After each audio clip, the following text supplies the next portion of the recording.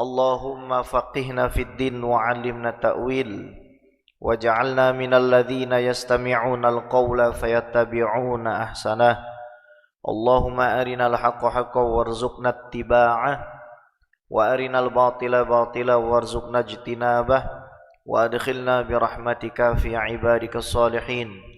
Rabbi zidna ilma warzuqna fahma. Subhanaka la ilma lana illa ma 'allamtana innaka antal alimul hakim. Walhamdulillahi rabbil alamin.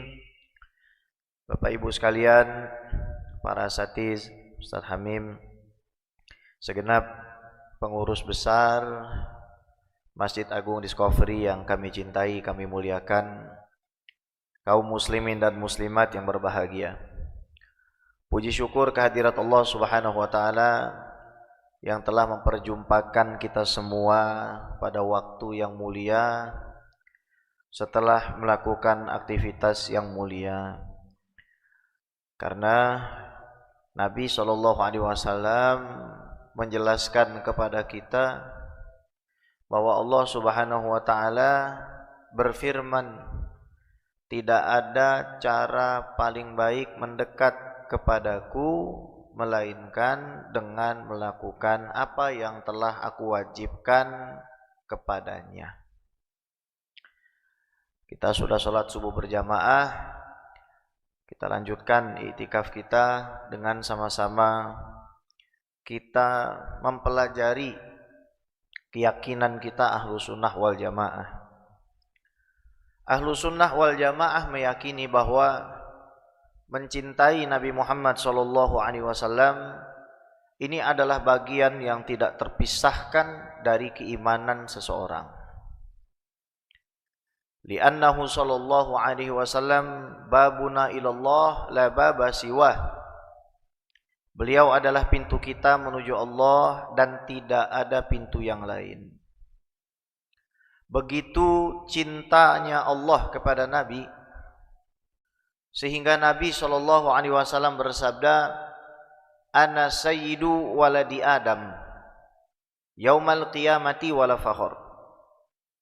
Saya dijadikan oleh Allah sebagai tuannya anak Adam di hari kiamat tanpa saya bermaksud menyombongkan diri. Al-Imam Is bin Abdissalam menjelaskan maksud kalimat Nabi ini. Apa gerangan yang dimaksud tuan anak Adam? Apakah hanya sebatas simbol saja? Beliau menjawab, ketika Nabi bersabda, aku adalah tuan bagi anak Adam, maksudnya segala kebaikan yang kita lihat pada anak Adam tidak bisa dibandingkan dengan kebaikan yang ada pada Nabi. Baik itu kebaikan secara lahir maupun batin. Misalkan kita melihat ada orang tampan, ada orang rupawan. Kita memuji orang itu. Masya Allah gantengnya, Masya Allah indahnya. Akan tetapi kalau dibandingkan dengan Nabi, seperti membandingkan ketampanan dan kegantengan budak dibandingkan tuannya. Budak ini kan dia tergantung tuannya, Pak. Dia bisa merdeka itu tergantung dengan tuannya, nggak bisa dibandingin. Seorang budak bukan pembantu ya, namanya CEO, ya mohon maaf ya, ini kita bicara hierarki bukan kemuliaan. CEO perusahaan sama office boy bagaimana Pak perbandingannya itu? CEO yang membawahi misalkan 1 juta karyawan misalkan. Ini yang dibawahi bukan 1 juta karyawan. Dari zaman Nabi Adam sampai hari kiamat, CEO-nya 1. Nah, kira-kira begitu. Makanya sebagus apapun saya berusaha untuk mengelaborasi ini, nggak bakalan sampai nalar dan batin kita untuk mencakup makna ini. Makanya ada orang itu sampai pingsan ketika rindu dengan Nabi. Kenapa? Karena maknanya itu terlalu berat di dalam hati. Maka kalau kita bicara dalam aspek esoteris, tasawuf misalkan ya Pak, nggak semua orang itu bisa mengerti apa isi mimpinya, kan begitu. Tergantung dengan kekuatan batin yang Allah persiapkan kepada dia. Wali mimpi, nabi mimpi, tapi kualitas penafsirannya ya berbeda. Wali mimpi, nabi mimpi, ya kualitas penafsirannya nggak mungkin sama, karena kekuatan batinnya udah beda. Saya umpamakan begini, kalau saya tanya sama bapak, apa rasanya gula, bapak pasti jawab manis. Saya tanya pada ibu, rasanya tebu, ya manis. Lapis legit, ya manis. Sama-sama kata-katanya manis. Tapi kalau dirasa masing-masing apa sama?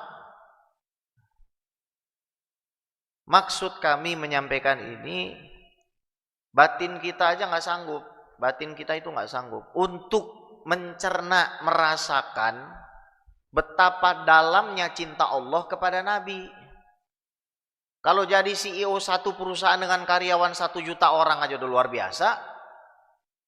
Ini dari manusia pertama Nabi Adam sampai manusia paling ujung, ini CEO-nya 1 gitu. Kalau ada orang dermawan misalkan, oh dermawan, dia nyumbang nih ke Masjid Agung 1 miliar, 5 miliar, Masya Allah, tabarakallah, 10 miliar, Masya Allah. Ya, dermawannya budak kalau dibandingin Nabi. Dari Nabi Adam sampai hari kiamat, mau orang itu menginfakkan semua hartanya, masih nggak ada apa-apanya sama Nabi Muhammad SAW. Nggak bisa dibandingin. Seperti bandingin budak sama tuannya. Ya, sedekahnya budak seberapa sih Pak, Bu? Ini maksudnya gitu.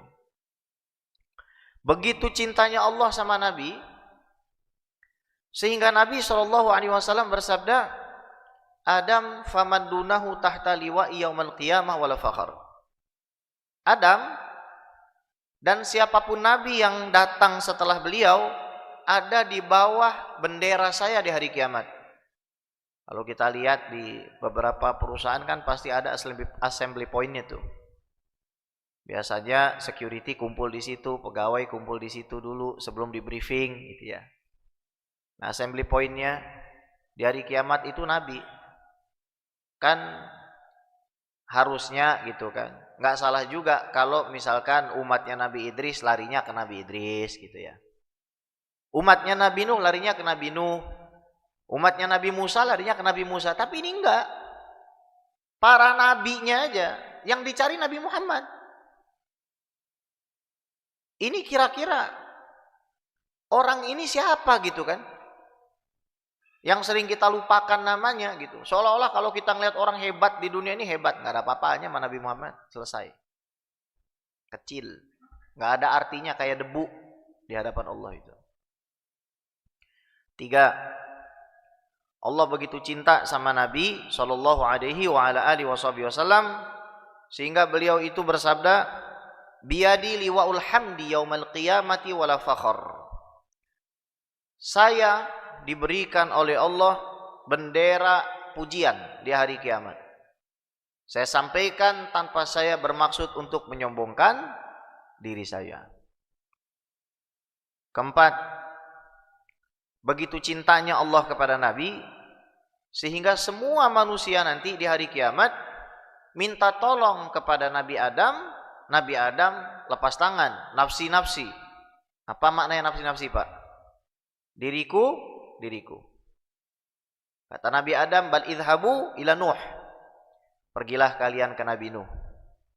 Kata Nabi Nuh alaihissalam, nafsi-nafsi, saya nggak bisa nolong kamu. Bal idhabu ila Musa. Pergi ke Nabi Musa, nafsi-nafsi. Bal idhabu ila Isa. Sampai di Nabi Isa, Nabi Isa memberitahu kepada kita, oh yang bisa selamatkan kalian semua, ini cuma 1 orangnya. Nah, saya sebelum melanjutkan, saya mau tanya Pak. Ibu, sekarang kita jangan pakai akal aja, pakai hati coba. Kira-kira kita ini bisa nggak menjamin diri kita masuk surga? Pasti nggak bisa. Oke, asumsikan Bapak bisa. Kira-kira Bapak bisa jamin nggak? 1 orang saja selain Bapak. Misalkan Ibu, bisa nggak Bu? Kalau saya tanya Ibu jamin anak Ibu masuk surga, berani Bu? Bu, berani nggak? Saya jamin Bib, pokoknya anak saya jamin masuk surga. Ada yang berani? Kok ada manusia mengatakan orang yang ngikuti saya itu nanti akan jadi separuh penghuni surga. Ini manusia seperti apa powerfulnya ini? Nggak bisa kita bayangin, Pak. Satu orang nolong semua manusia dari zaman Nabi Adam sampai hari kiamat. Yang beriman ditolong, yang nggak beriman juga diringankan. Shallu ala Nabi Muhammad. Wah, udah nggak kebayang itu. Kayaknya Nabi Muhammad biasa-biasa aja emang. Oh, lahirnya yatim, kalau diceritain lahirnya yatim. Iya. Terus kemudian uminya nggak ada, umur 4 sekian tahun, kakeknya meninggal. Kayak orang biasa emang, gembala kambing, kayak orang biasa. Tapi kalau kita belajar semua hadis Nabi, ini bukan orang biasa ini. Ini jangan diperlakukan seperti orang biasa ya, nggak boleh. Diharamkan sama Allah kita memperlakukan Nabi seperti orang biasa. Jangan menjadikan panggilan sebagian kamu kepada sebagian yang itu sama dengan Nabi. Jangan mengangkat suara kamu di hadapan Nabi. Jangan berkata kasar di hadapan Nabi. Antahbatu a'malukum wa antum la tash'urun. Amalan kamu bisa saya lenyapin, kata Allah. Sholat kamu saya bikin gak ada artinya. Puasa kamu saya bikin gak ada harganya. Sedekah kamu saya buat gak ada nilainya. Semata-mata karena kamu ngangkat suara di hadapan kekasih saya. Tertulis jelas di pintu makam Nabi. Ini luar biasa ini. Ini sangat fenomenal. Ada satu orang, kata Nabi Isa, yang bisa menyelamatkan kalian semua. Meringankan penderitaan kalian semua. Oh, bukan orang tua kita ternyata. Bukan yang selama ini mungkin bantu kita secara finansial ternyata. Oh, rupanya bukan teman sekantor kita atau pimpinan perusahaan kita. Yang mungkin sebagian orang sering melakukan aktivitas yang gak baik, menjilat dan lain sebagainya. Lantas melupakan satu orang yang pasti nolong dia. Kata Nabi Isa, gelarnya itu disebut dalam Al-Quran hanya buat orang ini.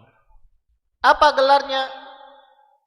Inna fatahna laka fatham mubina liyaghfira laka Allahu ma taqaddama min dzambika wa ma ta'akhkhar wa yutimma ni'matahu 'alaika wa yahdiyaka siratan mustaqima.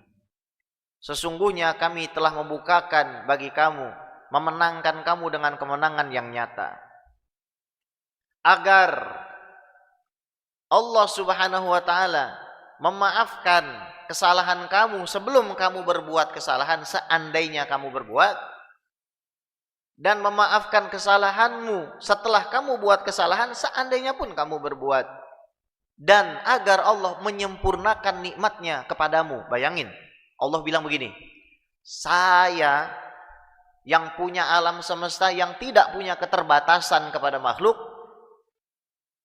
memutuskan untuk memberikan kesempurnaan yang tidak ada batasnya juga kepada Nabi Muhammad Shallallahu Alaihi Wasallam. Satu-satunya manusia yang disifati Allah siratam mustaqima. Ini satu orang berada di jalan yang lurus. Bukan saya yang disifati begitu, bukan kita. Nabi, satu orang. Shallu ala Nabi Muhammad. Begitu cintanya Allah ini kepada Nabi, Bapak Ibu sekalian, sampai Nabi mengatakan, nahnul akhiruna sabiquna yaumal qiyamah. Kita semua adalah orang yang datangnya terakhir secara aturan zaman kemanusiaan, akan tetapi di akhirat nanti kami akan jadi manusia-manusia pertama yang masuk ke dalam surga. Nabi itu dakwahnya paling sebentar, Pak. 23 tahun. Nabi Nuh berapa, Bu? 950 tahun.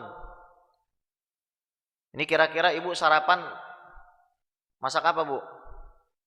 Bu, masak apa? Sayur sop. Sop konro.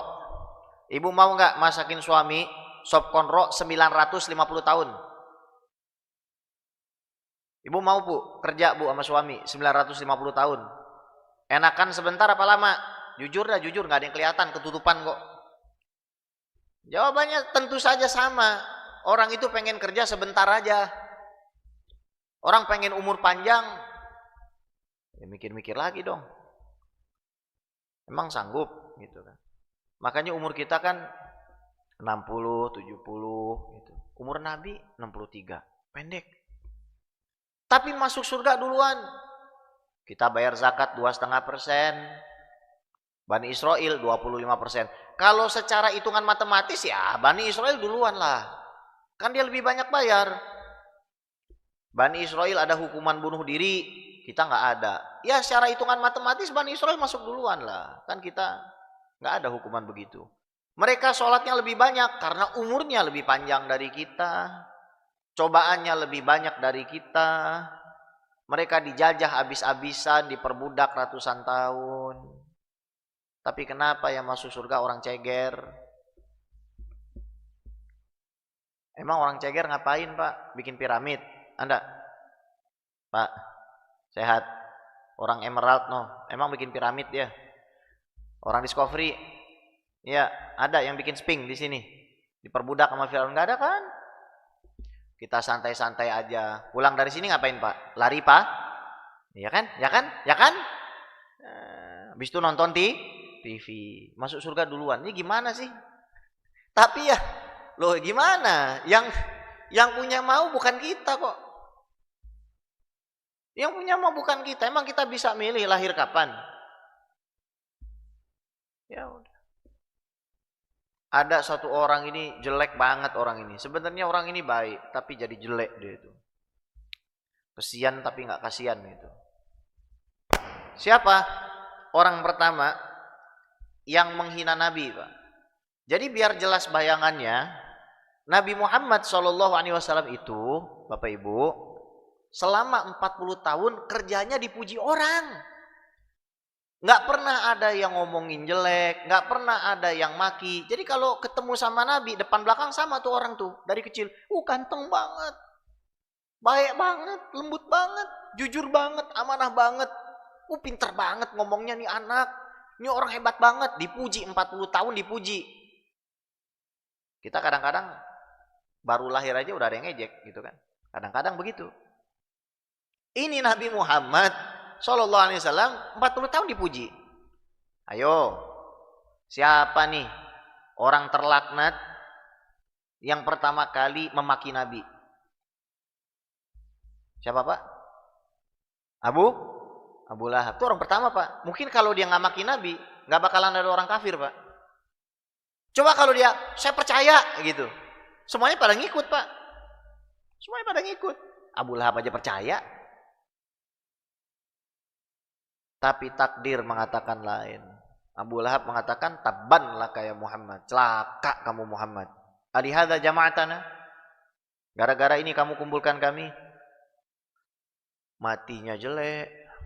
Na'udzubillahi min dzalik, matinya jelek. Kena penyakit. Matinya di pinggir jalan. Matinya di pinggir jalan. Bukan dalam rumah. Di pinggir jalan matinya itu. Seperti sampah. Iyalah, ngejek Nabi. Nih, ini kan simbol nih. Ini nggak boleh dibawa ke kamar mandi nih. Ini kalau sampai dibawa ke kamar mandi dengan sengaja, dosa. Orang tuh bisa kafir gara-gara bawa nama Nabi Muhammad ke kamar mandi ke WC sengaja gitu loh. Menganggap kalau itu nggak ada artinya. Itu nama yang di showcase sama Allah di tiang arsy itu. Apalagi kalau sampai menginjak. Abu Lahab itu meninggal dalam keadaan yang buruk.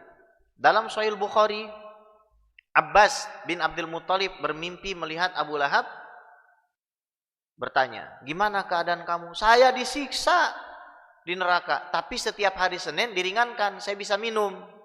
Minumnya dari mana? Dari sini, dari nukrohnya ini. Kalau saya mau minum aja agak ribet nih. Harus begini dulu, harus begini dulu, harus begini dulu. Bismillahirrahmanirrahim. Modus dikit nggak apa-apa lah. Oh iya, Nabi Muhammad minum berapa kali ya? Oh ya sudah, bismillah. Alhamdulillah. Nah, Abu Lahab minum dari sini Pak. Gara-gara apa sih? Dia pernah satu kali aja seumur hidupnya, satu kali. Seumur hidup cuma satu kali. Bukan setiap minggu, bukan setiap bulan, bukan setiap tahun, satu kali. Dia mengatakan kepada budaknya, idhabi fa anti hurrah, pergilah kamu karena kamu saya merdekakan, karena lahirnya keponakan saya Muhammad. Minum air. Kalau orang yang tidak beriman dan jahat seperti dia, yang divonis tabat syada abi lahabi wa tabb, dalam Al-Quran divonis begitu. Seantero dunia orang Islam tahu Abu Lahab, sampai hari kiamat nih orang bakal disiksa di neraka. Ata annahu fi yaumil isnaini daima yukhaffafu anhu li sururihi bi Ahmad. Telah tetap bahwasanya setiap hari Senin dia diringankan dan dia bisa minum. Famadhannu bil abdil ladzi tula umrihi bi Ahmad masruran wa mata muwahhida. Maka bagaimana pendapat Bapak Ibu kepada orang yang lahir dan mati beriman sepanjang umurnya senang dengan kelahiran Nabi? Kita merayakan Maulid Nabi ini ya bermacam-macam cara. Sholat subuh ini merayakan Maulid Nabi bagi orang yang punya niat begitu. Selebrasi kita adalah sholat duhur berjamaah. Selebrasi kita bermunajat kepada Allah. Selebrasi kita bersedekah. Selebrasi kita bahagia dengan kelahiran Nabi. Adapun orang yang mengatakan jangan bahagia pada kelahiran Nabi, jangan begini-begini, Nabi nggak pernah mengajarkan. Kata siapa Nabi nggak pernah mengajarkan? Satu, Nabi puasa hari Senin memperingati kelahirannya. Dua, Nabi mengajarkan kita untuk menuntut ilmu. Tiga, Nabi mengajarkan kita untuk berjamaah, bersama-sama bermajelis. Empat, Nabi mengajarkan kita untuk berzikir bersama. Lima, Nabi mengajarkan kepada kita untuk kita bersolawat bersama. Nabi mengajarkan kepada kita untuk mendengarkan Al-Quran. Nabi mengajarkan kepada kita mendengarkan ceramah agama, kalam-kalam yang baik. Nabi mengajarkan juga kepada kita untuk makan bersama. Nabi mengajarkan kita untuk santunan anak yatim. Jadi jangan mengatakan ini nggak pernah diajari Nabi. Pernah diajari Nabi. Tapi dalam bentuk yang format yang berbeda-beda, dan itu diperbolehkan. Jangan kita hukumi tidak boleh. Karena konsepnya begini. Kalau sesuatu itu baik baru ataupun enggak baru, sesuai dengan apa yang Nabi sampaikan, ada dalil dan sandarannya, maka enggak bisa kita vonis sebagai sesuatu yang sesat, menyesatkan, yang melakukannya masuk neraka, atau simplifikasinya bid'ah. Karena banyak sekali secara praktik sahabat Nabi yang tidak pernah diajarkan Nabi. Iktidal, baca Rabbana walakal hamdu hamdan katsiran thayyiban mubarakan fi, enggak pernah diajari Nabi. Tapi dilakukan sahabat. Ditanya sama Nabi, siapa yang bikin? Orang itu enggak mau ngomong, malu, takut. Kata Nabi, yang melakukan itu tidak melakukan kecuali yang baik. Karena saya melihat 30 lebih malaikat berlomba-lomba mencatat pahalanya. Ada sahabat Nabi di Masjid Quba jadi imam, baca surat kulhu mulu gitu kan. Itu kan kedemanan kita, Pak. Baca kulhu. Dia tuh bacanya kulhu mulu. Akhirnya sahabat yang lain tidak terima. Kata dia, saya tidak mau ninggalin ini. Kata sahabat yang lain, ya kamu baca kulhu atau baca surat yang lain. Jangan baca kulhu terus baca surat yang lain. Saya nggak mau ninggalin ini. Nabi datang setiap hari Sabtu, kan Nabi jadwalnya ke Masjid Quba setiap hari Sabtu itu. Akhirnya sahabat pada ngadu, kenapa ini sahabat kita ini ya Rasulullah, suara dia paling bagus, orangnya paling baik. Kita nggak mau kalau ada imam selain dia. Ditanya sama Rasulullah, kenapa kamu baca kulhu terus? Li'anni uhibbul ikhlas, karena saya cinta qul huwallahu ahad. Maka Nabi vonis tuh, hubbuka iyyaha adkhalakal jannah. Cintamu kepada kulhu memasukkan kamu ke dalam surga. Itu Nabi tidak pernah ngajarin. Ada sahabat Nabi mau dibunuh, namanya Khubayb. Hadis Bukhari nih, sebelum dibunuh sama orang kafir Quraisy, minta sholat dulu. Kata Imam Bukhari, Khubayb adalah orang pertama yang membuat sunnah sholat sebelum dibunuh sebagai bentuk kesabaran. Nggak sempat WA Nabi, boleh nggak ya Rasulullah, saya kan mau dibunuh, saya sholat dulu boleh nggak? Nggak, sholat aja. Karena ada dalil umumnya, wasta'inu bisabri wassalah. Mintalah pertolongan dengan sabar dan sholat. Kalau mereka mengatakan lagi misalkan, oh itu kan sahabat Nabi. Jawab, nggak mesti juga. Sahabat Nabi banyak bikin barang baru tapi diomelin sama Nabi. Banyak. Pertama, ada sahabat Nabi puasa nggak mau buka. Ada sahabat Nabi sholat malam nggak mau tidur. Ada sahabat Nabi nggak mau nikah-nikah, diomelin sama Nabi. Saya itu orang paling bertakwa. Saya puasa dan saya buka puasa. Saya sholat malam tapi saya juga tidur. Saya juga menikah dengan wanita-wanita. Barang siapa benci kepada sunnah saya, maka bukan bagian daripada saya. Ada lagi sahabat Nabi namanya Abu Israil. Abu Israil ini lagi sholat Jumat, Nabi dia berdiri di tengah. Ditanya, ini kenapa? Abu Israil ya Rasulullah, dia bernazar. Nah, buat-buat sendiri. Nazarnya apa? Dia akan berdiri, nggak akan duduk, dia nggak akan berteduh, dia nggak akan bicara, dan dia akan puasa. Kata Nabi, udah suruh aja dia puasa, yang lain suruh dia tinggalin. Artinya, meskipun sahabat Nabi, tetap aja ada yang nggak sesuai, ditolak. Ini harus kita lihat dengan kacamata yang fair. Tapi kadang-kadang orang itu nggak butuh dalil, orang itu butuh rasa. Ya tadi saya katakan, orang yang nggak pernah merasakan nangis ketika mahalul qiyam, ya gimana tahu rasanya sih? Mau kita ceramain sampai kiamat juga nggak bakal. Durian enak coba deh, enggak. Durian enak coba deh, enggak mau, gitu kan. Madu enak nih, coba, nggak mau. Sampai kiamat nggak bakal. Kenapa? Nggak pernah nyobain. Rasa itu kan nggak bisa kita pindahin. Kita juga nggak bisa nyalain orang yang nggak mau. Ya udah kan begitu aja. Gitu. Cuma sebagai bentuk tanggung jawab akademik ya kita jelasin bahwa ini bukan omon-omon gitu. Kadang-kadang saya lagi doa misalkan begini nih, doa bala kan begini. Ada tanya, mana dalilnya Bib? Guru-guru saya begitu. Saya melihat guru saya Dr. Zakaria Thalib Al-Husaini Al-Makki di Mekah begitu. Allahumma adfa'anal bala wal waba. Kalau doa kunut tuh jangan begini, kalau doa bala tuh mesti dibalik begini. Emang ada dalil? Ya ada, Nabi begitu. Ada hadisnya ada. Bukannya nggak ada. Derajatnya apa? Derajatnya sahih. Minimal hasan derajatnya. Bisa diamalkan. Jadi jangan menganggap seolah-olah ulama kita itu tidak mengikuti Rasulullah Muhammad SAW. Mungkin orang itu berdalih lagi, ya itu kan Nabi masih hidup, jadi ada verifikatornya. Kalau kita mau bikin amalan baru nggak ada verifikatornya, lah buat apa ada Quran sama hadis? Emang kurang jelas apa Nabi ngomong, Pak? Saya tinggalkan 2 perkara yang kalau kamu pegang itu nggak akan sesat. Al-Quran dan Sunnah, Al-Quran dan Ahlul Bait. Selesai. Pegang dua-duanya nggak bakal kita tersesat. Kalau kita mau jujur kita pegang ya itu Nabi, petuahnya Nabi. Bukan masalah Nabi masih hidup atau udah mati. Jadi kita, oh Nabi udah mati, Nabi mah nggak mati. Al-Quran buat apaan kan? Tapi nggak apa-apa. For the sake of arguments ya kita jawab. Apa jawabannya Pak? Pertama, pengumpulan Al-Quran itu tidak pernah dilakukan oleh Nabi. Itu mushaf.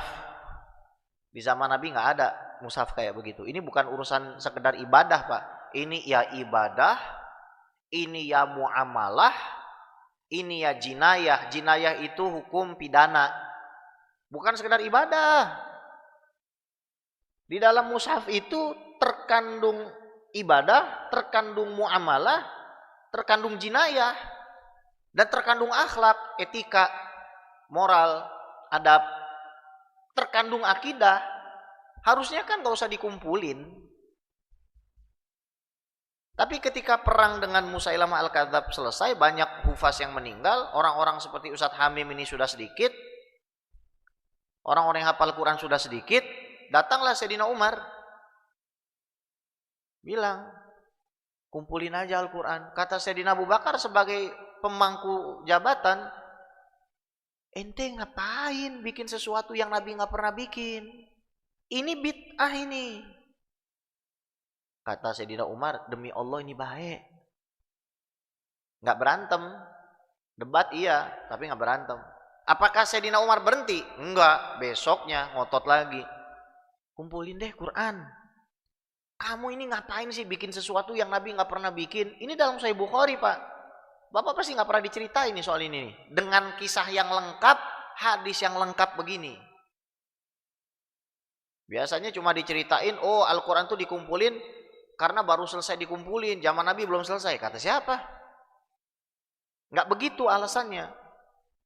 Jadi kalau dalam usul fikih itu ada illah mansusah, ada illah mustanbatah. Ada sebab dari sebuah keadaan yang tertulis, ada sebab yang nggak tertulis tapi diistimbat, disaripatikan oleh para ulama. Ini tertulis, Pak, tekstual. Nggak bisa dilawan. Kalau ada orang tanya sebabnya Quran dikumpulkan, bukan karena di zaman Nabi nggak bisa, ya bisa banget. Tapi karena Nabi membiarkan agar terbuka pahala bagi yang lain. Kali ketiga Sayyidina Umar datang, baru Sayyidina Abu Bakar mengatakan, Allah melapangkan dadaku.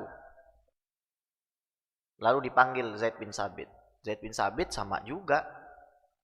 Ente ngapain bikin ini, kan Nabi nggak pernah bikin, saya takut nih bikin ini. Lama-lama dikumpulin sama Zaid bin Sabit, ternyata banyak terjadi tumpang tindih gitu loh. Akhirnya diverifikasi, disatukan. Ah, ini bid'ah, Pak. Itu adalah bid'ah itu. Kalau nggak percaya ya lihat aja manuskrip. Emang ada, Pak, titiknya itu jim ha kha? Nggak ada. Emang ada harokatnya, Pak? Iklab, ikhfa, idgham. Emang Nabi ngajarin ini ikhfa, ini iklab. Qala Rasulullah sallallahu alaihi wasallam. Ini ismam, ada begitu? Nggak ada. Tapi wajib nggak dibikin? Ya wajib dibikin, wajib. Terus ada lagi sahabat Nabi takbiran. Emang tarling takbiran keliling tuh nggak bid'ah, Pak? Nabi nggak pernah takbiran di pasar. Yang takbiran di pasar Ibnu Umar. Takbiran, Allahu Akbar, Allahu Akbar, Allahu Akbar, la ilaha illallah, Allahu Akbar. Sayyidina Umar waktu Idul Adha naik ke atas Mina takbiran, Pak. Saking kencengnya takbiran Umar, itu Mina itu goyang, Pak. Tempat lontar jamar itu goyang dengan takbirnya Umar bin Khattab. Hatta tazat Mina. Bid'ah enggak? Bid'ah. Zaman Sayyidina Utsman, azan Jumat 4 kali. Discovery berapa kali? Salamim. 2, kurang. 4 kali. Iya. Nggak ada tuh orang bilang, bid'ah, sesat. Sayyidina Umar, sholat tarawih berapa rakaat? Nah, pada diem nih, ini 11 nih. Nah, kalau pada diem nih 11, nggak jujur, Anda nggak jujur. Anda nggak jujur. Tuh Sahih Bukhari berapa? 20? Tuh kan kamu jawab kan? 20 tarawihnya. Ini orang pada sholat kok pisah-pisah ini. Kumpulin aja lah. Sahih Bukhari nih, Ubay bin Ka'ab dipanggil. Kamu kan bacanya bagus, udah kamu jadi imam ya. Akhirnya setelah malam itu semua orang pada sholat sama Ubay bin Ka'ab, Pak. Makanya Sayyidina Umar mengatakan dalam Sahih Bukhari, kenapa sih Bib? Dari tadi Sahih Bukhari. Karena Sahih Bukhari itu kitab yang disepakati paling otentik setelah Al-Quran, Pak. Lebih otentik dari kitab apapun.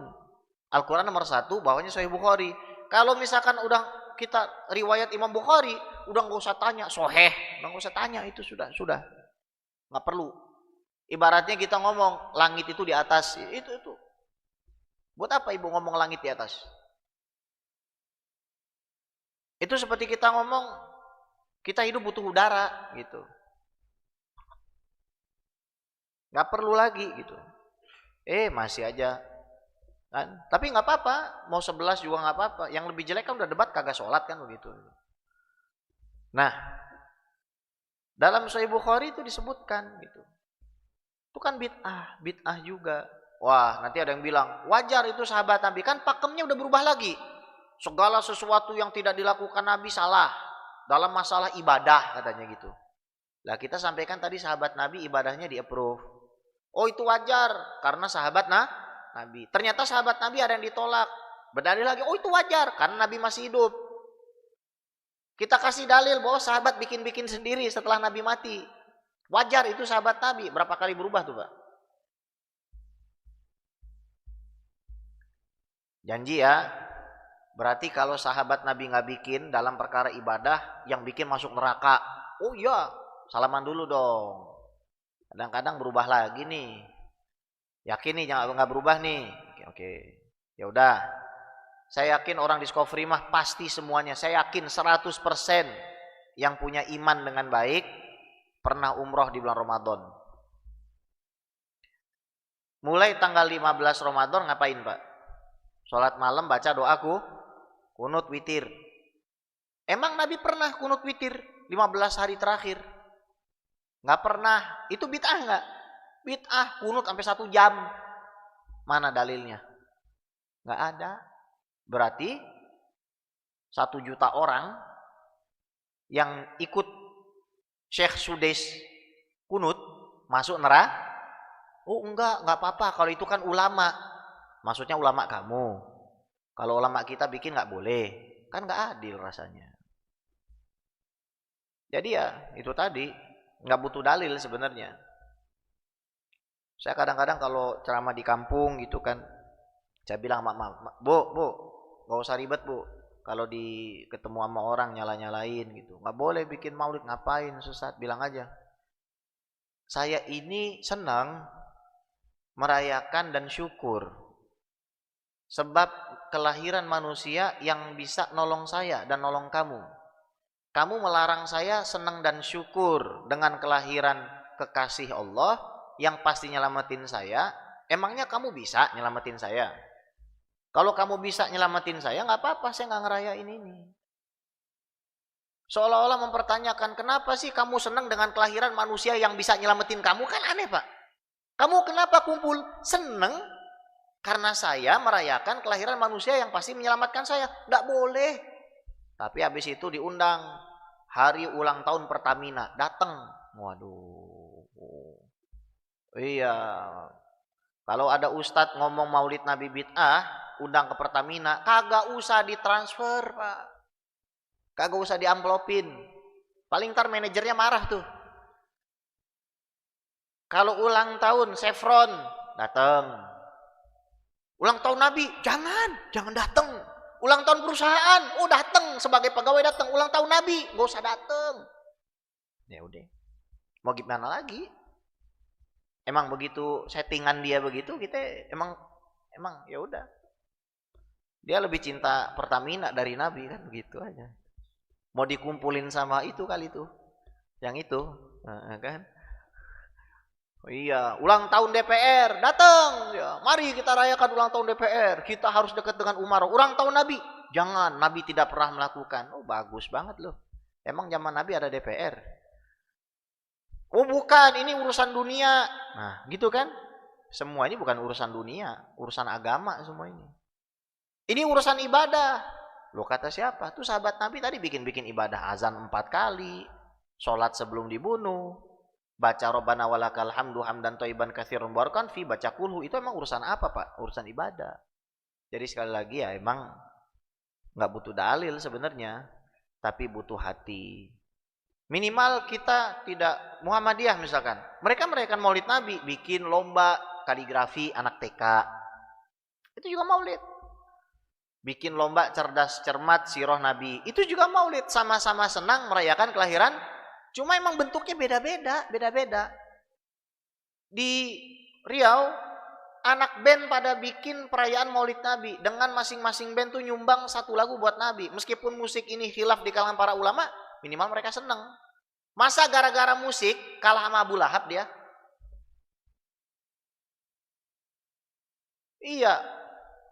Masa gara-gara dia main musik misalkan, gak kalah sama Abu Lahab? Apa nggak dapat kortingan itu dari malaikat coba? Ya kalau misalkan divonis haram, main musik haram, itu kan, main musik haram. Tapi biasanya yang vonis haram Pak, itu ngomongnya bisik-bisik kalau hari Senin. Kenapa? Upacara bendera. Saya penasaran tuh kalau ustadz-ustadz itu diundang pas upacara 17-an sama presiden. Pada datang apa enggak ya? Kalau nggak datang kan itu jangan-jangan pembelot negara tuh. Oh, iya, saya nyampein apa adanya aja. Kalau ngomong haram harus lantang. Saya kasih mikrofonnya. Gitu kan. Musik haram, Indonesia Raya haram. Garuda Pancasila haram. Yel-yel supporter di GBK haram. Wah, bisa digeruduk Jakmania tuh. Haram. Haram. Emang faktanya begitu, jangan esmoni dong. Emang faktanya kan begitu. Kenapa kami muji Nabi? Asyraqal kaunu ibtihaja biwujudil Mustafa Ahmad wa li ahlil kauni unsun wa sururun qad tajadat. Allah ya Nabi salam, ya Rasul, ya Habib salam alaika, salawatullah alaika. Kalau Jakmania gak haram karena urusan dunia. Muji Nabi syukur haram. Saya bingung sama konsepnya ini, Pak. Jadi kalah tuh Nabi sama Jakmania tuh. Ya. Jadi ya Allah. Kalau kita misalkan cium tangan ulama, nggak boleh. Cium mushaf boleh. Coba cium bendera. Tanyain dong. Apa hukum cium bendera Indonesia? Oh boleh. Kenapa? Cinta negara. Cium mushaf nggak boleh, nggak pernah diajarin Nabi. Kan garuk-garuk, Pak. Kan kita jadi garuk-garuk. Se-roasting apapun saya ngomong begini, tapi emang benar kenyataannya begitu. Kita dalam ilmu itu harus jujur. Kalau kita mengatakan A ya A, B ya B, C ya C dengan segala konsekuensinya. Mengatakan salah ya salah, benar ya benar. Misalkan pemerintah korupsi, mereka korupsi iya, tapi kita diperintahkan sama Allah untuk tidak berbuat anarki. Kita diperintahkan sama Allah untuk sabar, untuk menyampaikan aspirasi dengan etika. Urusan mereka tuh nanti urusannya Allah Subhanahu wa taala. Wong unta kesandung di Irak, Sayyidina Umar bilang saya tanggung jawab. Kira-kira berapa orang tuh sering kesandung di Ciledug, Ceger, Pondok Aren? Berapa kali tuh kesandung motor, Pak? Lobangnya, jalannya tuh. Bayangin. Itu ada tanggung jawabnya sendiri. Makanya saya kadang ditanya, Bib, ada nggak masuk surga jalur WNI? Jadi mau masuk neraka nggak jadi karena terdaftar sebagai warga negara Indo? Saya jawab ada. Gitu. Ada emang jalurnya itu. Jalur apa? Jalur transfer. Ada nanti yang transfer dosanya, ada yang transfer pahalanya. Siapa? Ya, kira-kira yang paling menzolimi lah. Ya udah gitu aja gitu. Yang paling menzolimi itu kan kemungkinannya cuma dua kata Nabi. Dia transfer pahala. Kalau ternyata habis, dosa orang yang dia zolimi ditransfer ke dia. Ibaratnya begini, transfer utang. Ada orang nih berhutang sama B, bayar nggak cukup, ya udah kata B, ya udah kalau gitu utang saya pindahin ke kamu, kan begitu. Nah kira-kira bangsa kita sama yang ngaturnya banyakan mana jumlahnya, kan begitu. Ya. Jadi sabar dekati, bicara dengan baik. Nah itu etika dan adab kita. Wassallallahu ala sayyidina Muhammad wa ala alihi washabihi ajmain walhamdulillahirabbil alamin. Silakan Bapak Ibu, kita buka ruang diskusi ya, bukan tanya jawab tapi silakan berdiskusi, berdialog karena wasyawirhum fil amr, perintah Allah juga kita bermusyawarah. Shallu ala Nabi Muhammad. Kalau nggak ada bagus sih. Iya. Oh ada nih, Masya Allah. Siap Pak. Assalamualaikum. Assalamualaikum warahmatullahi wabarakatuh. Waalaikumsalam warahmatullahi wabarakatuh. Saya mau bertanya ini Habib, waktu Mahalul Qiyam itu kan banyak sekali masa bakar kembang api itu gimana tuh punya Habib? Baik. Makasih. Ya, makasih. Iya. Assalamualaikum warahmatullahi wabarakatuh. Salam. Bapak kan tanya sama saya. Bapak kan tanya sama saya. Kalau saya nggak suka. Ngapain? Cuman kan mungkin sebagian orang ingin ada simbol kemeriahan. Kalau saya nggak suka. Ya, itu kan preferensi pribadi saya, Pak. Iya, jangan tanyain saya sama sesuatu yang ini gitu. Saya mah bilang nggak suka. Ada orang misalkan maulid bakal kembang api, gitu kan. Kan banyak juga begitu. Ya, saya pribadi kurang suka. Kalau saya pribadi, Pak, kalau yang lain sih ya urusan mereka masing-masing. Preferensi saya nggak suka. Mendingan duitnya dipakai buat bayarin anak hadroh solawatan. Iya itu aja. Sama kayak ulang tahun tiup lilin, saya nggak suka. Ya, saya nggak suka tiup lilin. Kue nggak apa-apa, manis, karena Nabi suka yang manis, nggak apa-apa. Tapi kalau tiup lilin, saya nggak suka. Kalau bapak tanya sama orang lain, mungkin dia ngebolehin, urusan dia, kan begitu pak. Kalau bapak tanya saya kan, ya saya nggak suka pak, gitu aja. Ya, kalau saya lihat ada yang begitu ya, lebih baik jangan. Gitu. Baik, eh, silakan pak, yang lain. Ini anak mudanya tanya dong. Ibu-ibu, bu, tanya bu. Ayo bu.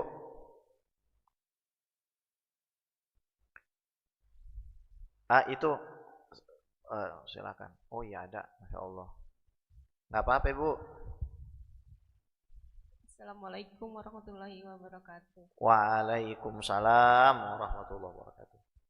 Bib, kan Maulid Nabi itu kan di mana-mana gitu, Bib. Iya Ya, bu. kalau itu kan ramai banget gitu.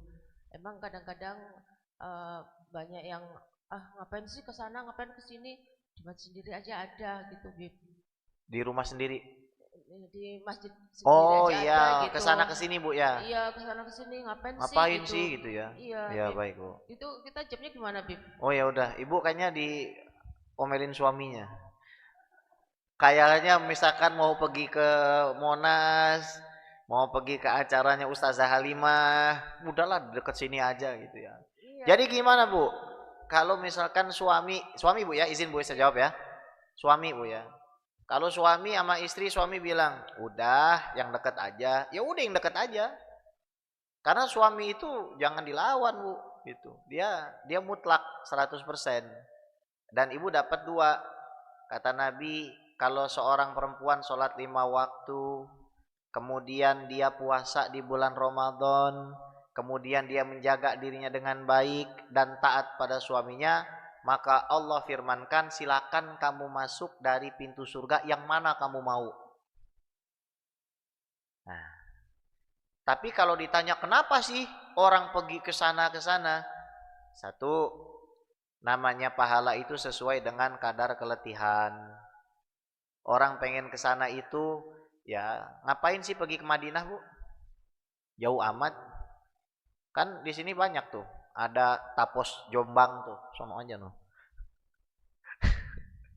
Ngapain pergi ke Uhud, Bu? Kan makan banyak noh, rempoa noh ada noh di tanah kusir. Nah, jawaban yang sama gitu loh. Karena rindu. Karena ingin bersama orang-orang yang rindu. Karena ingin bersama orang-orang yang juga mencintai Allah dan Rasulullah Muhammad SAW. Jadi jawabnya gitu. Saya ingin bersama-sama orang-orang yang lebih baik dari saya. Saya tahu saya tidak baik. Alasan saya datang ke sini pagi ini nggak lain nggak bukan ya salah satunya itu. Saya tahu saya nggak baik. Saya mau ke Masjid Agung Discovery. Saya yakin ada ustadz-ustadz yang baik, yang soleh, bapak-bapak yang soleh-soleh, ibu-ibu yang soleha. Kenapa enggak? Saya datang dari Jakarta Barat ke sini. Apakah sekedar buat taklim? Enggak. Saya tahu karena Allah firmankan, bersabarlah dirimu bersama orang-orang yang menyeru, memanggil kepada Tuhanmu setiap pagi dan petang mengharapkan ridhonya. Ya kalau begitu Bu, nanti saya ditanya, ngapain Bib majelis taklim jauh-jauh amat?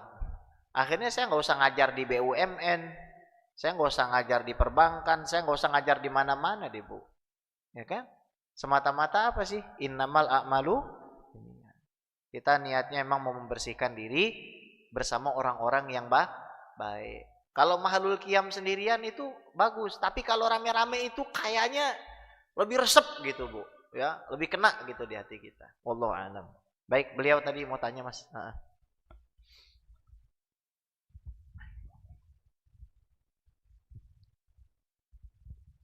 Assalamualaikum. Waalaikumsalam Pak. Pak Ustadz, saya Ya. masih bingung ya antara bid'ah dan tidak bid'ah. Ya. Saya kalau bertanya selalu berdasarkan ada hadisnya nggak? Oh ya. Ada dalam Baik. Al-Quran nggak? Baik. Tapi kadang-kadang itu nggak ada semua tapi dilakukan. Iya. Jadi Bingung Pak ya? bingung. Iya, saya. baik Pak. Jadi gini Pak. Nabi itu pernah bersabda begini. Bapak kan cari dalil. Pak, dalil itu ada dua macam. Sama kayak angkutan. Angkutan umum sama angkutan pribadi. Kalau angkutan pribadinya nggak ada, Bapak naik apa? Biar sampai kan? Ya udah gitu aja. Kalau nggak ada dalil khusus spesifik, pakai dalil yang umum. Kumpul buat senang dengan kelahiran Nabi, nggak ada dalilnya. Kata siapa? Buka surat Yunus 58. Qul bifadlillahi wa birahmatihi fabidzalika falyafrahu huwa khairun mimma yajma'un. Muhammad sampaikan, karena mereka sudah dikasih anugerah dan dikasih rahmat, dan Nabi Muhammad adalah rahmat, hendaknya mereka berbahagia rame-rame. Perintahnya berbahagia rame-rame. Itu lebih baik dari yang dikumpulkan manusia. Jadi berbahagia rame-rame ini konotasinya apa Pak? Kumpul di diskotik apa ke masjid? Masjid. Ke pasar narkoba misalkan apa di rumah? Di rumah, kumpul baik-baik. Ngapain Pak? Ya tadi saya katakan. 1, ke majelis ilmu. 2, silaturahim. 3, bersolawat. 4, mendengarkan Al-Quran. Ceramah agama. Makan bersama. Santunan anak ya. Semuanya karena senang menjadi umat Rasul. Dan semua amalan yang kita lakukan itu amalannya Rasul. Hanya saja dilakukan pada waktu-waktu tertentu. Nabi setiap hari Sabtu mengkhususkan diri pergi ke Masjid Kuba. Imam Ibnu Hajar al-Asqalani, seorang ulama yang hafal 100.000 hadis, mengatakan ini adalah dalil bahwa boleh menjadikan hari-hari tertentu sebagai patokan untuk kita merayakan sesuatu. 2, Nabi ditanya puasa hari Senin. Kenapa kamu puasa hari Senin ya Rasulullah? Engkau puasa hari Senin? Karena saya lahir di hari Nabi lagi ngajarin bahwa silakan kamu merayakan hari kelahiran saya. Nabi ditanya Pak, nggak pernah ngasih tahu. Karena tidak mau membebankan umatnya. Kenapa puasa hari Senin? Ya karena saya lahir di hari Senin. Berarti setiap hari Senin Nabi senang nggak dengan kelahirannya? Terus kalau kita misalkan merayakan bukan dengan puasa, apakah lantas haram? Ya nggak gitu juga. Ada orang misalkan waf'alul khaira la'alakum tuflihun. Allah firmankan dalam Al-Quran, berlakulah kamu perbuatan baik supaya kamu itu beruntung. Faman kana yarju liqa'a rabbih falyamal amalan shaliha. Yang ingin berjumpa dengan Allah silakan beramal soleh. Dari 7 amalan yang saya sampaikan, mulai ke majelis taklim sampai santunan anak yatim, itu dosa atau pahala Pak? Dosa, kata mereka. Dosa kata mereka. Oh itu nggak boleh karena mengkhususkan pada hari-hari khusus. Ya Allah, saya itu seminggu minimal maulidan 2 kali. Minimal Pak. Minimal. Karena buat saya setiap hari maulid. Ibu masak apa di rumah Bu? Bu, sapu tahu. Ibu masak sapu tahu buat suami. Saya masak sapu tahu buat suami untuk merayakan kelahiran Nabi. Saya senang jadi umat Nabi. Lah saya maulid ngasih duit istri. Malam maulid tuh langsung saya transferin untuk merayakan maulid Nabi. Karena Nabi bersabda, yang terbaik diantara kamu adalah yang paling baik pada istrinya. Kalau Nabi nggak ada, saya nggak tahu nih. Maka saya bersyukur dengan kelahiran Nabi, saya transfer. Kita sedekah pergi ke masjid, itu juga merayakan maulid Nabi. Jadi jangan, ya Pak kalau kayak begitu nggak boleh. Istri saya pernah beli mukena Bu, Ditanya sama yang jual, ini buat apa ya? Kalau hadiah ulang tahun nggak boleh. Kalau hadiah jabatan boleh. Gimana sih? Jadi lebih baik punya jabatan terus mati. Mereka nggak punya konsep. Konsep mereka bikin rusuh. Ya, terus saya sampaikan apa adanya aja. Kalau mereka ngerti konsep, nggak begitu caranya. Nggak begitu caranya. Ayo diskusi. Terbuka. Jangan tertutup. Ayo diskusi terbuka. Bukan kita itu nantangin, bukan. Tapi kita menyambut tawaran, kan kita ditawarin. Kamu sesat. Mari, buktikan kesesatan kami gitu. Bahkan ulama sekelas Abu Syamah, hafal hadis 100.000, itu mengatakan boleh merayakan Maulid Nabi. Sunnah bahkan hukumnya. Selama di dalamnya tidak bercampur sesuatu yang haram. Yang jadi haram itu kan kadang-kadang ada oknum-oknum bikin Maulid Nabi caranya nggak baik. Teriak-teriak, joget-joget nggak jelas. Nggak punya adab, nggak punya etika. Bahkan Pak, orang nabuh hadroh aja itu ada etikanya. Saya sering marahin Ustaz Hamim. Kadang-kadang orang makhluk qiyam, ya Nabi, deng. Makanya kalau pelan-pelan aja mukulnya itu, nggak usah pakai kayak mau gamparin orang. Pakai etika dong. Kalau misalkan kita mau main. Kalau saya pribadi, ya harusnya pelan-pelan gitu, ya pelan-pelan. Suara vokalisnya harus lebih kedengeran. Bahkan Bu, ada Maulid Nabi, ini kan lagi 40 hari Maulidan nih, orang-orang di Joglo, di Perigi, ya itu ada Maulid bahasa Indonesia. Jadi Maulidnya dibacakan bahasa Indonesia. Nabi dilahirkan pada hari ini, kemudian ibunya adalah Aminah, bapaknya. Kayak gitu disalahin. Kalau kayak gitu saya lebih baik mati Pak, saya Pak. Ngapain saya hidup saya untuk Nabi kok, bukan untuk kamu kok. Yang nyelamatin saya Nabi kok kamu nyalain saya. Ngapain? Gak ada artinya ini hidup kalau misalkan saya nggak dibolehin cinta sama Nabi. Oh, cinta sama Nabi sama sunnahnya. Lah, para ulama tuh bilang Pak, ngikutin Nabi 50% aja mustahil. Ngikutin Nabi 50%. Ada orang, saya mau ikut Nabi. Bohong. 50% aja kamu nggak mungkin. Ulama itu sudah vonis Pak, 50% nggak mungkin. Yuk, kalau nggak percaya kita buktikan. Di sini, siapa sih manusia yang nggak pernah mukul barang? Begini minimal. Nabi itu Pak, sama sekali, kata Siti Aisyah, qattu, sama sekali seumur hidupnya tidak pernah memukul barang. Begini misal, maaf misalnya kan. Itu aja kita udah gugur Pak. Nabi itu selalu tersenyum Pak. Senyum.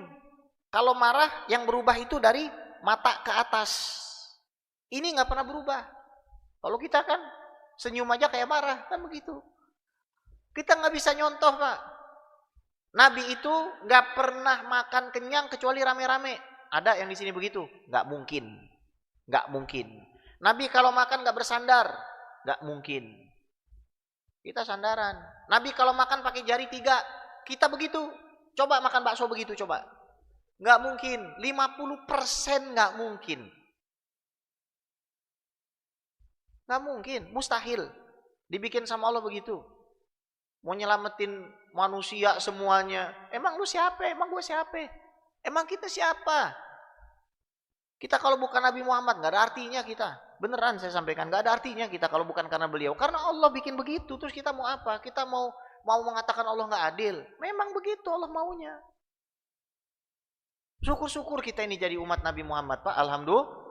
Dan ya Allah, nih saya kasih satu permisalan yang lebih nggak mungkin. Di sini ada yang pernah nggak marah sama anaknya? Pasti. Sekarang ilustrasikan ada bapak sama ibu punya anak. Anak disuruh sholat dia mabok. Pulang bawa bir. Disuruh dia majelis taklim, naudzubillah dia zina. Disuruh dia makan yang halal, dia korupsi makan riba. Tapi lihat, Nabi Muhammad itu bilang, beliau nggak bilang gini, yang paling rajin sholatnya nanti saya cari-cari. Enggak. Nabi mengatakan kalau mau dekat dengan saya banyakin sujud. Nabi nggak bilang yang paling banyak sholawatnya nanti paling saya cari-cari. Enggak. Nabi mengatakan orang yang paling dekat dengan saya yang sholawatnya paling banyak. Tahu siapa yang paling dicari Nabi, Pak? Ya tadi itu. Yang paling mabok, yang paling na'udzubillah zina, yang paling korupsi, yang paling jahat. Lihat di atas mimbar Nabi, tulisannya apa? Syafaati li ahlil kabair min ummati.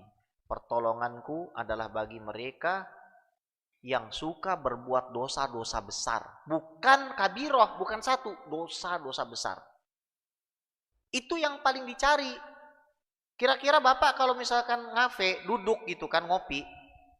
Yang Bapak cari itu yang asyik atau yang bikin masalah, Pak? Nabi Muhammad beda sama Bapak. Mana tuh? Yang rajin ngatain saya kangen sama dia. Ada yang begitu?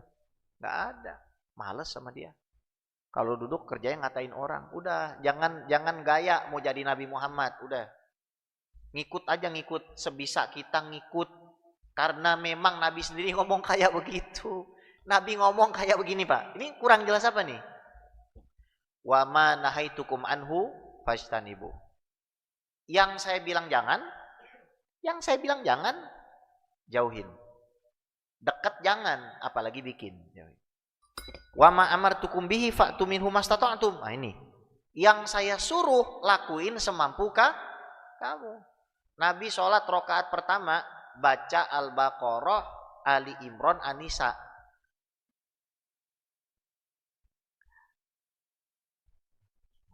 Sunnah Nabi, Pak. Sunnah Nabi. Udahlah, jangan gitu amat. Ya Allah, Bok ya. Jangan gitulah gitu. Kita ini sama-sama lah. Kita ini sama-sama umat Nabi kok, sama-sama mau masuk surga yang akur, yang guyup. Jangan berantem. Kita kadang-kadang mau ngelakuin sunnah tapi yang haram. Apa? Marah-marah sama orang. Ini kejadian nyata, Pak. Di daerah Jawa Timur itu ada orang saking gak sukanya orang yasinan, ditendang-tendangin itu kopi yang dihidangin, Pak. Ini ibu-ibu di Cakung curhat sama saya, pengajian saya rutin setiap hari Ahad keempat duha. Di kampung saya, Bib, di Jawa Timur, begitu. Jadi ada yang memang begitu gitu, Pak. Jadi kita jangan kayak begitu.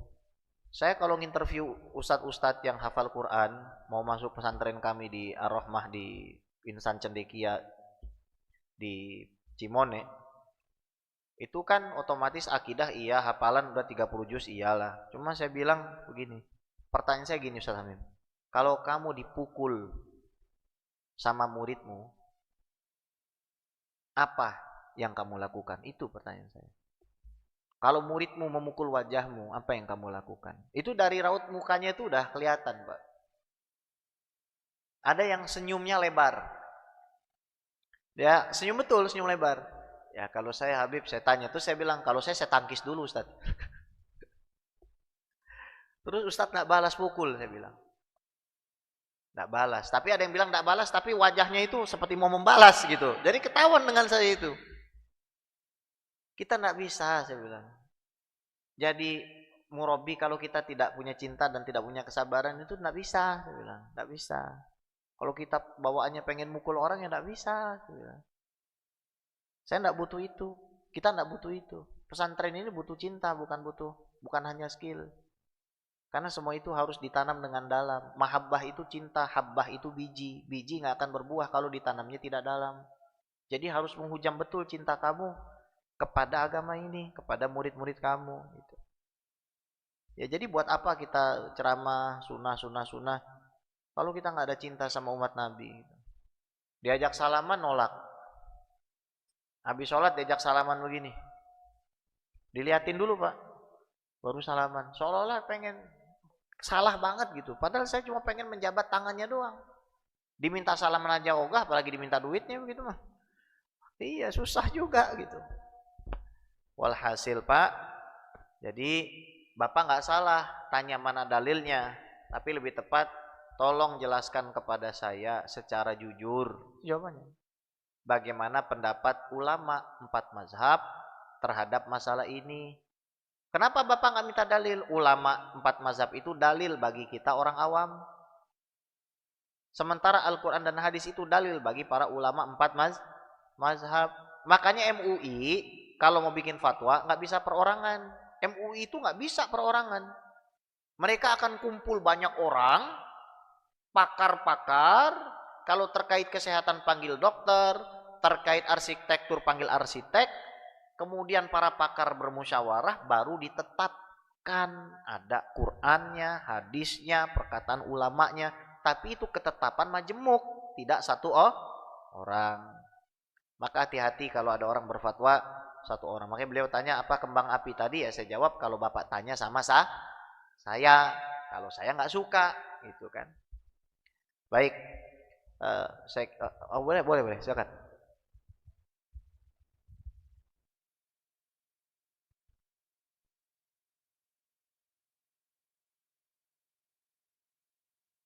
Oh ya,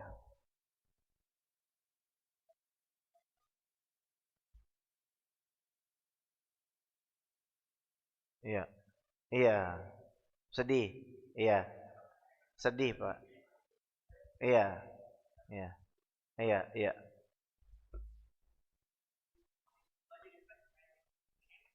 betul, Bapak. Coba Bapak buka surat At-Taubah ayat 30 tuh.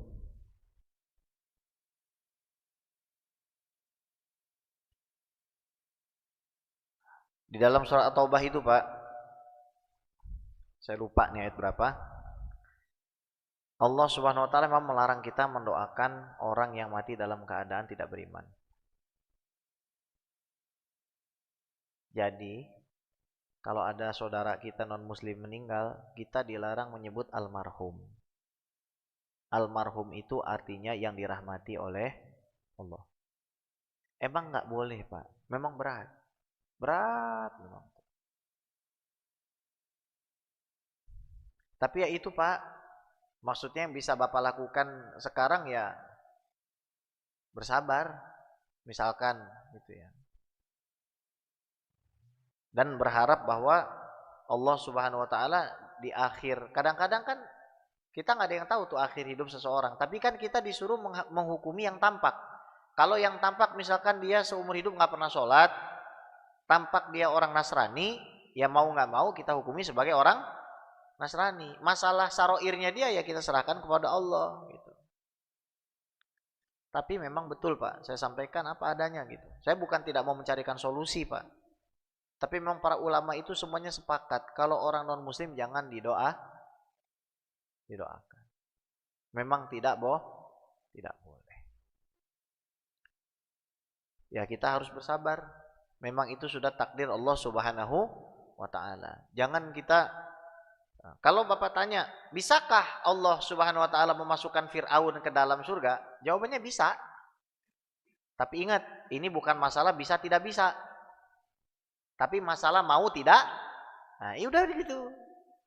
Jadi bukan masalah bisa nggak bisanya Pak. Kalau masalah bisa nggak bisa, mah Allah bisa masukin semuanya ke dalam surga. Kita sekarang kiamat, selesai masuk surga semua bisa. Tapi Allah maunya beda. Jadi kita sebagai hamba sedang diuji. Ada seorang orang tuanya meninggal dalam keadaan muslim, diuji. Apakah dia tetap berada pada keyakinannya atau dia akan tunduk kepada emosinya. Makanya masalah akidah ini nggak boleh pakai emosi. Bagaimana mungkin 1 sama dengan 3, 3 sama dengan 1? Bagaimana tuh mungkin Tuhan makan dan minum? Bagaimana mungkin Tuhan mati? Bagaimana mungkin Tuhan didahului wujudnya? Sementara pencipta harus duluan, tidak boleh belakangan. Itu nalar. Nalar sudah tidak ada kompromi dengan perasaan. Saya punya teman-teman baik banget, non muslim baik banget, sopan, baik. Cuman mereka menyembah patung, ya nggak bisa. Kalau udah masalah keyakinan nggak bisa. Makanya mereka tuh tidak pernah menyentuh ranah itu, dan saya pun tidak pernah menyentuh ranah itu. Nah, saya kira seperti itu Pak. Semoga Allah Subhanahu wa taala memberikan akhir hidup yang baik buat orang tua siapapun yang mungkin secara lahir dianggap meninggal dalam keadaan kafir. Karena kita nggak ada yang tahu kan? Akhir hidup seseorang, nggak ada yang tahu kita itu. Nggak ada yang tahu. Bisa jadi di akhir hidupnya dia bersyahadat. Bisa jadi, bisa jadi. Nah, kalau yang masih hidup itu harus kita banyak doakan. Baik Bapak Ibu sekalian, saya yakin banyak yang masih mau tanya, tapi ini sekarang sudah terang sekali ya. Semoga Bapak-bapak selalu sehat walafiat, dimurahkan rezekinya. Sekaligus saya ingin menyampaikan kami baru dan akan sedang membuka dan sudah buka sebenarnya rumah sakit Islam 10 menit dari sini. Ada yang tahu? Sari Asi. Ya. Ya,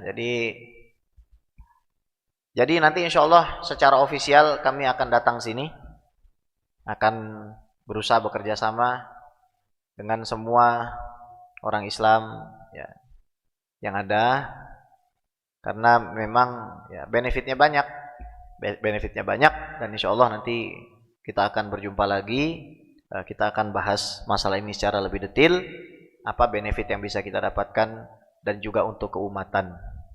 Karena semuanya lari ke pesantren sebenarnya Pak. Saya kebetulan ditunjuk jadi pembina pesantren Tahfiz Ar-Rahmah 3 tahun hafal 30 juz dari SMP sampai SMA. Kuota putranya ini masih ada, kami santri sekarang ada 250-800. Itu pesantren menghabiskan dana puluhan miliar. Dan diawasi oleh tiga kepala kebersihan standar rumah sakit Pak.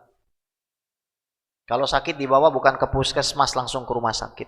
Karena jarak dari Sari Asi Karawaci itu cuma 3 menit. 3-4 menit jaraknya itu. Dan kami membina di situ, ya tentu saja akidahnya Ahlus Sunnah wal Jamaah. Kepala sekolah SMA-nya juga S2 UI. Ya. Dan jadi kami memilih memang yang terbaik, tempatnya terbaik. Ahli gizi, menggunakan ahli gizi standar rumah sakit ya untuk santri-santrinya. Jadi silakan yang mau main pesantren Tahfiz Ar-Rahmah Cimone, itu saja Ar-Rahmah Cimone. Silakan Pak. Habisnya itu dananya Masya Allah, dan itu dari uang ownernya pribadi.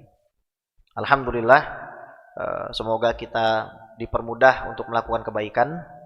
Semoga Masjid Agung Discovery ini sampai hari kiamat akan tetap berdiri.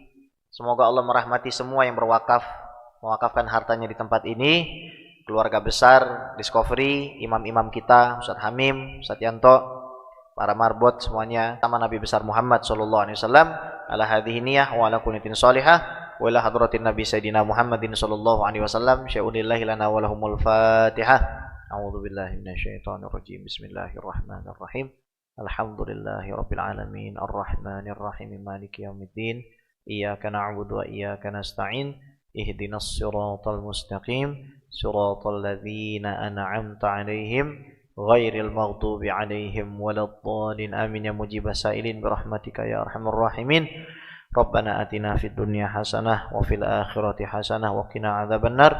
Wa sallallahu ala sayyidina Muhammad wa ala alihi wa sahbihi ajmain. Walhamdulillahirabbil alamin.